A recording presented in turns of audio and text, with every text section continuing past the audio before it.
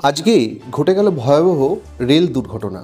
আর এই রেল দুর্ঘটনায় এখন পর্যন্ত যা খবর আমরা পেয়েছি তাতে 5 জন মানুষ মারা গেছে এবং 30-এর বেশি মানুষ তারা আহত।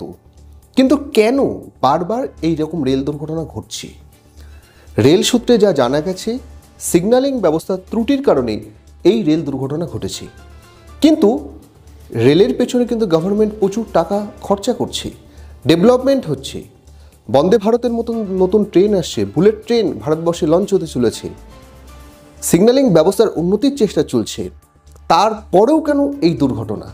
এই রকম দুর্ঘটনা এবছর তো নতুন নয়। গত বছরও করমণ্ডল এক্সপ্রেসে দুর্ঘটনা হয়েছিল, তাতে অনেক মানুষ মারা গেছিল। এত কিছু পরেও বারবার এই দুর্ঘটনাগুলো ঘটবে আর সাধারণ মানুষ কি সাফার করবে? কেন এই সমস্ত সিগন্যালিং ব্যবস্থার ডেভেলপমেন্টের জন্য সঠিকভাবে পরীক্ষা নিরীক্ষা রেল করবে না? কেন পরিষেবা আরও উন্নত করবে না? রেলের আরও কর্মী নিয়োগের প্রয়োজন আছে। রেলে যারা চাকরি করেন তারা জানেন তারা অমানসিক পরিশ্রম করেন, তারা পর্যাপ্ত ছুটি পান না, প্রচুর পরিশ্রম তাদেরকে করতে হয়, দিনরাত এক করে তাদেরকে খাটতে হয়। ফলে তাদেরও মানসিক একটা স্ট্রেস সবসময় থাকে, মানসিক চাপ একটা থাকে।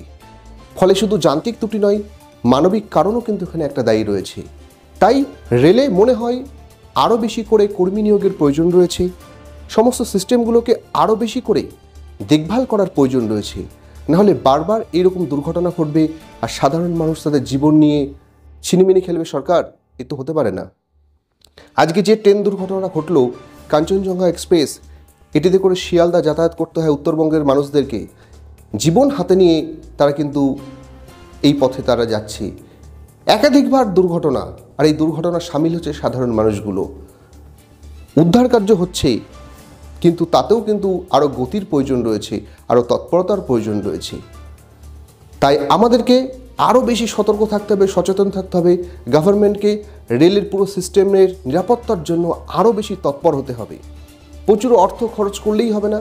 যে সমস্ত জায়গাগুলোতে ফাঁক ফোকর রয়েছে তার নিয়মিত অডিট করতে হবে, পর্যাপ্ত কর্মী নিয়োগ করতে হবে, প্রপার ট্রেনিং দিতে হবে এবং নিরাপত্তা যাতে আরও জোরদার করা যায়, দুর্ঘটনা যাতে আরও কমানো যায়, সেদিকে আমাদের সকলের নজর রাখতে হবে।